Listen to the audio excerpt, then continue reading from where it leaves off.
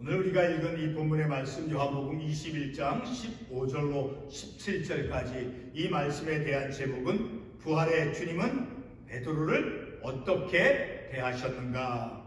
오늘 우리가 이 본문의 말씀을 통해서 지난주일은 예수님께서 사망과 그 어둠의 권세를 이겨내시고 부활하신 부활주일로 우리가 예배를 드렸죠. 자, 그 본문의 말씀에서 사도 베드로는 정말로 예수님의 마음을 참으로 아프게 했던, 심지어 주님을 모른다라고 부인하며 3번씩 부인하고 그리고 저주까지 한, 참으로 주님께 너무 가슴을 아프게 했던 그러한 제자였다라는 것을 알 수 있죠. 자, 그러한 주님의 마음을 아프게 한 그러한 제자를 우리 주님께서 오늘 본문의 말씀을 통해서 어떤 마음을 가지고 자신을 아프게 했던 그런 제자를 어떻게 대하시는가라는 그 말씀을 통해서 우리도 주님께서 내가 사도 베드로와 같이 주님을 저주하고 주님을 배반하고 주님을 떠나는 그런 베드로가 보여준 그런 배신 행위는 우리가 안 했을지라도, 우리가 오늘 본문의 말씀, 구약에 있는 말씀을 통해서 우리가 또 참고 말씀으로 우리가 이해를 할 터이지만, 주님의 말씀을 내가 알면서도 의도적으로 내 주관적인 판단과 그래서 그 주님의 말씀에 역행되어진 그러한 행동들을 하면서 우리가 삶을 살아왔을 때, 그런 주님과 나 자신과의 그런 관계를 통해서 볼 때 우리는 얼마나 참으로 많이 베드로와 같이 주님의 마음을 아프게 했던 그런 우리들의 삶이 많이 있었다라는 것을 우리가 알 수 있죠. 자, 사도 베드로를, 오늘 본문의 말씀에 나오는 그 베드로를, 자신을 부인하고 배신했던 그런 베드로에게 내 양을 먹이라, 내 양을 치라, 내 양을 먹이라 3번씩이나 베드로에게 새로운 그 사명을 주시고 새로운 삶의 길을 열어주시고 인도해 주신 그 주님, 바로 그런 새로운 믿음의 삶으로 나아갈 수 있도록 새로운 길을 열어주신 그 주님의 마음 안에는 베드로를 향한 그 용서의 마음과 그리고 사랑의 마음, 긍휼히 여기시는 그런 주님의 마음이 있었다라는 것을 우리가 말씀을 통해서 알 수 있죠. 그렇게 베드로를 사랑과 긍휼과 용납해 주심과 용서의 마음으로 대해 주셨던 것처럼 오늘의 나도 주님을 내가 배신하고 하나님과의 그 관계 속에서 내 주관적인 판단으로 하나님의 뜻을 거슬리는 그런 삶을 살았던 그런 내 자신에게 내 어떤 잘못들, 내 어떤 주님을 떠나는 배신하는 그런 행위들, 그런 것을 묻지 아니하시고 용서해 주시고 사랑과 용납해 주시는 그런 마음을 가지고, 긍휼의 마음을 가지고 믿음의 길, 새로운 믿음의 사명을 주시면서 새로운 믿음의 길로 인도해 주시는 그 주님을 우리가 오늘 본문의 말씀을 통해서 깨닫기를 원합니다. 베드로의 그 가장 큰 실수는 그가 예수님을 따르다, 예수님이 십자가 처형 당하신다는 것을 알고 그가 이제 3번씩이나 예수님을 부인하고 배반했던 것이죠. 성도 여러분, 우리는 베드로가 주님을 심각하게 배반한 것에 대해서 우리가 판단하고 정죄할지 모릅니다. 자, 그러나 우리 안에 내 자신과 주님과의 그 믿음의 관계, 내가 주님과의 관계를 돌아볼 때 나 역시도 베드로와 같이 주님을 모른다, 때로는 그 주님의 말씀에 역행이 되어지는 그러한 거스르는 행위들을 우리가 삶에서 많이 만들었죠. 자, 이렇게 우리가 이 본문의 말씀을 통해서 베드로가 그 실수한 그런 주님을 심각하게 배반한 것에 대해서 우리가 판단하고 정죄할지 몰라요. 자, 그러나 베드로가 보여준 그런 예수님을 배신한 문제는 결코 베드로만의 문제가 아닙니다. 왜냐하면 내 자신과 예수님과의 그 믿음의 관계를 엄격하게 뒤돌아보면 베드로가 주님께 행한 그런 배신의 행동이 내 안에서도 발견이 되어지기 때문입니다. 베드로가 주님께 행한 그 배신의 행동이 내 안에서도 발견이 되어진다라는 것입니다. 조금 추상적인 그런 느낌이 들 수 있지만 그것을 우리는 우리의 일상적인 영적인 삶에서 발견할 수 있습니다. 베드로와 같이 주님을 배반한 모른다라고 하는 그러한 성격의 배신의 행동을 우리도 주님과의 관계 속에서 행했다라는 것이죠. 예를 들어서 거리에서 홈리스와 같은 사람이 도움을 기대하고 있는데 그것을 나의 주관적인 판단 근거를 들어서 무시하고 지나간다면 그것은 주님의 가르침에 역행이 되어지는 행동이 될 것입니다.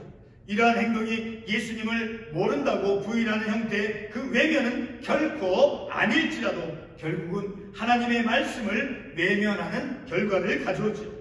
그러면 우리가 이사야 58장 7절의 말씀을 통해서 그 말씀을 우리가 인용을 해서 주님의 말씀에 역행이 되어지는 그런 배신과 같은 그런 행동이 우리에게 있다라는 것을 우리가 이사야 58장 7절의 말씀을 통해서 생각해 보겠습니다. 이사야 58장 7절의 말씀을 제가 읽도록 하겠습니다. 또 줄인 자에게 내 양식을 나누어 주며 유리하는 빈민을 집에 들이며 헐벗은 자를 보면 입히며. 이 말씀을 통해서 볼 때 구약성경 시대에 먹을 것이 없어서 굶어가는 사람과 그리고 방황하는 그런 빈민을 향해서 양식을 나누어 주며 도움을 주는 것이 바로 하나님의 백성에게 기대되어지고 요구되는 그런 행동이다라는 것을 이 말씀을 통해서 알 수 있죠. 계속해서 신명기 15장 7절로 9절 말씀을 인용을 해보겠습니다. 제가 그 말씀을 읽겠습니다. 내 하나님 여호와께서 내게 주신 땅 어느 성읍에서든지 가난한 형제가 너와 함께 거주하거든 그 가난한 형제에게 내 마음을 완악하게 하지 말며 내 손을 움켜쥐지 말고 반드시 그 손을 그에게 펴서 그에게 필요한 대로 쓸 것을 넉넉히 구워주라. 내 궁핍한 형제를 악한 눈으로 바라보며 아무것도 주지 아니하면 그가 너를 여호와께 호소하리니 그것이 내게 죄가 되리라. 이 말씀을 통해서 보게 되면 계산적으로 살지 말라라는 거예요. 그리고 가난한 자들이 우리의 곁에 있을 때 그들을 판단하고 이제 교만한 자세로 그들을 바라보고 판단하지 말라라고 말씀하고 있죠. 계속해서 말씀을 읽으면 너는 그에게 반드시 줄 것이요 줄 때에는 아끼는 마음을 품지 말 것이라. 이 말씀을 통해서 볼 때 반드시 도움을 주라라고 말씀하고 있죠. 이런 말씀을 통해서 볼 때 고대 이스라엘 사회 속에서 이스라엘 백성들에게 요구되어지는 삶의 태도는 바로 가난한 이웃을 외면하지 말라라는 것입니다. 계속해서 신명기 15장 11절 말씀을 읽어보겠습니다. 땅에는 언제든지 가난한 자가 그치지 아니하겠으므로 내가 내게 명령하여 이르노니 너는 반드시 내 땅 안에서 내 형제 중 곤란한 자와 궁핍한 자에게 내 손을 펼치리라. 우리가 신명기 15장 11절 말씀을 읽었는데 이 말씀에 보게 되면 명령하여 이르노니 하나님의 명령이다라는 거예요. 가난한 이웃들을 우리가 바라보았을 때 그들에 대해서 외면해서는 안 된다라는 것을 이 말씀을 통해서 알 수 있죠. 그리고 계속해서 내 손을 펼치니라. 그 가난한 사람을 향해서 자기가 가지고 있는 양식이나 물질 이런 것을 도움의 손길을 줄 것을 말씀하고 있죠. 그것은 바로 하나님의 명령으로서 말씀하고 있죠. 반드시 행해라 라고 말씀하고 있는 것이죠. 선택받은 이스라엘 백성들에게는 그들의 사회에서 이제 하나님의 기대와 그리고 하나님의 요구하심이 그들의 삶에 따라왔다라는 것을 이 말씀을 통해서 알 수 있죠. 그런데 하나님께서 이스라엘 백성들에게 명령하신 그 순종의 요청들, 그 순종해야 될 그 요청들은 바로 하나님의 보상이 주어졌던 그러한 명령이기도 했습니다. 신명기 15장 4절과 5절 10절에서 보게 되면 이스라엘 백성들이 그 가난한 자들을 도울 때 반드시 복을 받을 것이다 라고 약속해 주고 있음을 우리가 말씀을 통해서 알 수 있죠. 이와 같은 하나님의 요청은 희생만 일방적으로 요구하는 것이 아니라 그들이 행하는 그 희생에 대한 보상이 따르는 요청이었다라는 것입니다. 그러므로 이스라엘 백성들에게 자발적인 믿음의 순종이 기대되어지는 것이었습니다. 그러나 만약에 이스라엘 백성들이 자발적인 그 믿음의 순종을 행하지 않는다면 그것이 바로 베드로의 배신과 같은 영적인 배반인 것입니다. 왜 영적인 배반이 되는 것입니까? 우리는 그 질문에 대한 답을 마태복음 25장 35절 이하의 말씀을 통해서 알 수 있죠. 마태복음 25장 3절 이하의 말씀이 분명한 답을 주고 있다라는 거예요. 자, 그 말씀을 제가 읽도록 하겠습니다.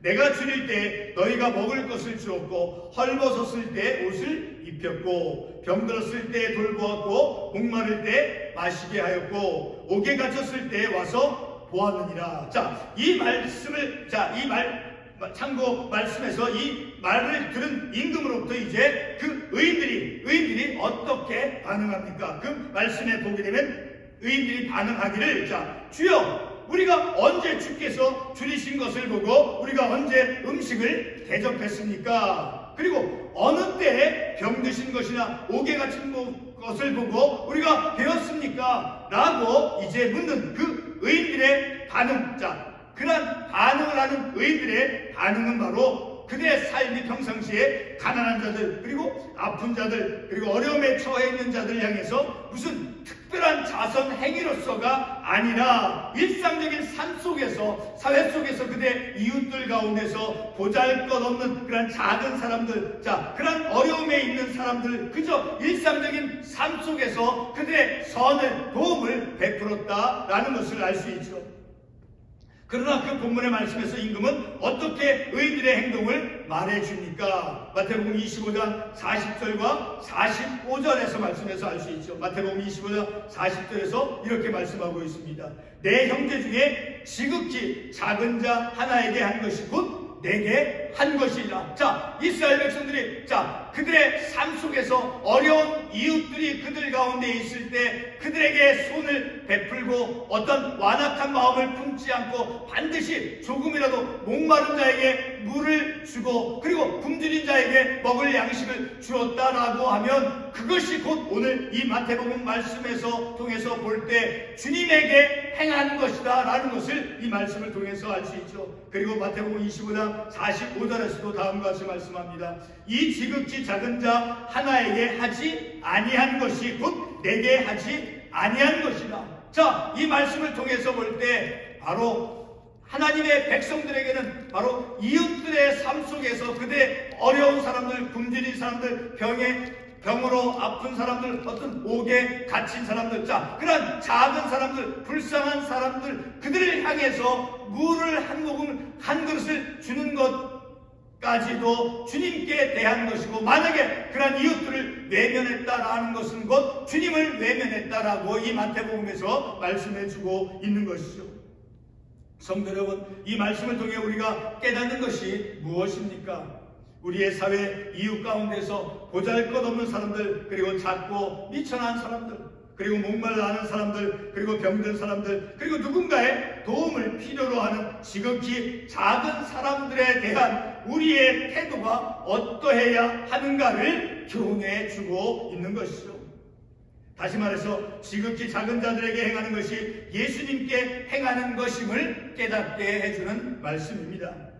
마태복음 25장 40절 다시 한번 읽어보면 내 형제 중에 지극히 작은 자 하나에게 한 것이 곧 내게 한 것이라. 자, 우리가 이 땅에서 삶을 살아갈 때 보잘것없는 작은 사람들 같은 그런 이들에게, 그런 작은 사람들, 가난한 사람, 먹을 것이 없는 사람, 목말라하는 사람, 자, 그러한 사람들에게 우리가 냉담한 태도로 그들을 대해서는 결코 안 된다는 거니까, 그 어려운 사람들을 향해서 우리가 내 마음이 냉담한 태도, 자, 냉담한 태도로 우리가 그들을 대해서는 안 된다라는 것이 우리에게 요구되어진다라는 거예요.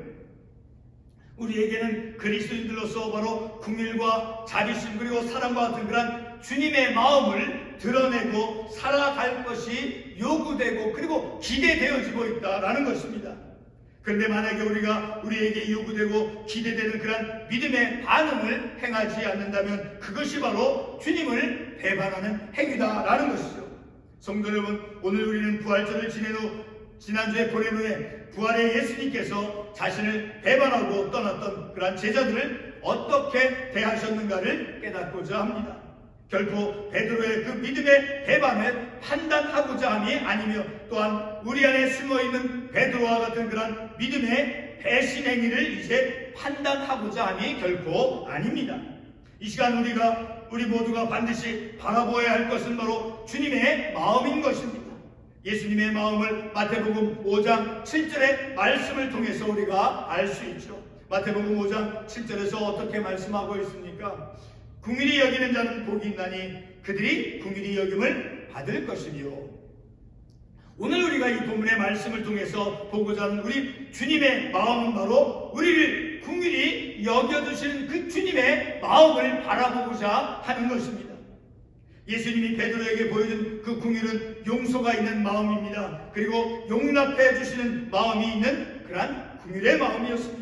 그리고 세 번째로 다시 한번 삶을 펼쳐나갈 수 있는 기회를 주시는 마음이 포함되어진 그러한 긍휼이었습니다. 이와 같은 긍휼이 오늘 본문에 부활하신 예수님께서 자신을 저주까지 하며 그리고 떠났던 베드로를 대하는 태도에서 보여주고 있습니다. 본문에 부활하신 예수님은 베드로의 모든 허물을 없애주시고 그리고 새로운 사람으로 대해주셨습니다. 우리는 얼마든지 내 자신에게 아픔을 주고 그리고 배신을 한 사람들 향해서 참을 수 없는 그러한 반응을 드러낼 수 있지만, 그러나 예수님께서는 부활 후에 이제 베드로뿐만 아니라 자신을 떠났던 그런 제자들의 허물을 지적하는 대신에 자비의 마음과 용서와 용납과 허물로 이제 그들의 잘못을 허물을 덮어주는 그런 사랑의 마음으로 그들을 대해 주셨습니다. 그리고 새로운 삶으로서 주님께서 이제 맡겨주신 그런 양을 돌보라는 새로운 사명을 그들에게 주셨습니다. 특별히 베드로에게 주셨죠. 이 얼마나 기쁜 삶입니까? 이제 말씀을 맺도록 하겠습니다. 예수님 자신에게 상처를 주고 떠났던 그 베드로를 우리 주님은 용서와 사랑과 용납의 마음으로 새로운 길을 가도록 인도해 주셨습니다.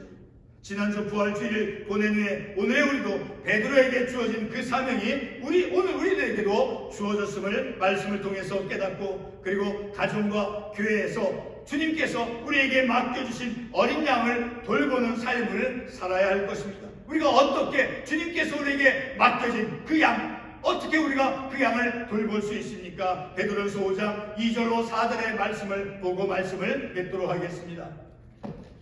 베드로전서 5장 2절로 4절까지 말씀을 읽겠습니다. 너희 중에 있는 하나님의 양무리를 치되 억지로 하지 말고 하나님의 뜻을 따라 자원함으로 하며 더러운 이득을 위하여 하지 말고 기꺼이 하며 맡은 자들에게 주장하는 자들을 하지 말고 양무리의 본이 되라. 그리하면 목자장이 나타나실 때 시들지 아니하는 영광의 관을 얻으리라. 하나님께서 우리에게 새로운 삶의 길을 주셨어요. 부활의 주님께서 우리에게 말씀을 통해서 부활주의를 우리가 지내고 하나님께서 말씀을 통해서 우리에게 새로운 사명을 주셨어요. 그것은 뭐예요? 바로 베드로에게 말씀, 내 양을 치라 내 양을 먹이라 하신 것 같이 오늘 우리들에게 주신, 하나님께서 우리에게 주신 가족 가운데서 우리의 자녀라든가 우리의 믿음의 공동체 속에서 우리에게 주어진 양무리들이 있습니다. 자, 그들을 자원하는 마음으로, 기꺼이 겸손한 마음으로 그들을 사랑하는 마음을 가지고 어떠한 이득을 위해서 어떤 내 사적인 목적을 가지고 행하는 것이 아니라 하나님의 그 양무리를 치되 억지로가 아니라 자원하는 마음으로, 그리고 하나님의 뜻을 따라서 자원함으로 그들 기꺼이 돌보는 그리고 결코 그들에게 주장하는 자세를 취하지 말고 양무리의 본이 되어지는 어머니로서 아버지로서 우리가 본이 되어지는 그런 우리들의 가족의 우리 맡겨진 그 양무리와 같은 가족자, 우리의 이웃, 우리의 믿음의 공동체 속에서 있는 우리가 돌보아야 되고 우리가 도움을 베풀어줘야 될 그런 사람들을 내가 내 주장을 하지 않고 내 자세를 취하지 말고 본이 되어지며 기꺼이 어떤 사적인 목적을 가지고 행하는 것이 아니라 하나님의 뜻을 따라